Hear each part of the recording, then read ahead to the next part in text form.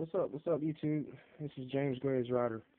I have a little thing that I'm working on here.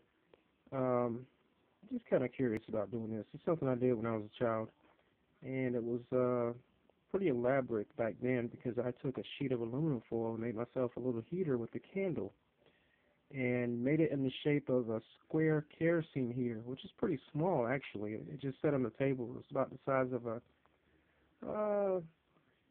little bit bigger than a pack of cigarettes, but the diameter of it was like front to back about the same length as a pack of cigarettes, and I called it my candle heater. Well, with the temperatures plummeting across the country tonight, I decided to make a little small can heater. It has a tiny candle in it. I went out and bought a pack of candles like this right here. It only costs like $1. Now, if you plan on doing this, take every precaution and don't light the candle until you have it inside your can, and don't leave it unattended.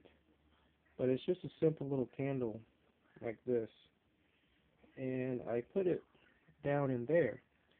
I cut the top off the can, as you can see. Well, you can't see it, but I cut the top right here.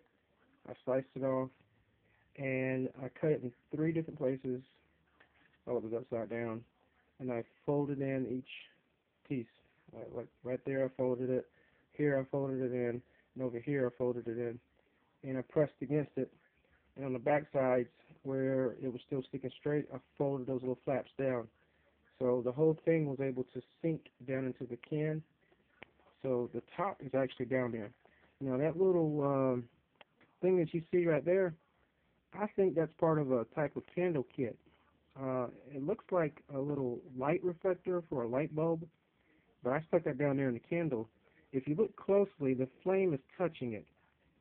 So with the flame touching that ring down there, the outer ring, the rest of it is just going to get much, much hotter, which is going to amplify the heat. And the can itself is going to amplify the heat too. It's not too hot to the touch. It's very warm. Well, it's a tiny bit warm. But this is going to make it warmer. This little thing I got right here, another can. This happened to be a can I left in the freezer, and it had soda in it, and it kind of like was ready to pop. It did pop. So I cut the top off of it, and this is what I'm going to do. Set it down on top of it, like so. Let me do this. And just leave a little bit of space. I'm not going to completely cover it. What's going to happen is the heat is going to travel up into this can like a hot air balloon. Okay? And it's going to collect the heat. And after it collects the heat, this part right here is going to be the radiating part of it. It's going to radiate the heat outward. And it's going to be my little small desktop can heater. And that's pretty much it. Little desktop can heater.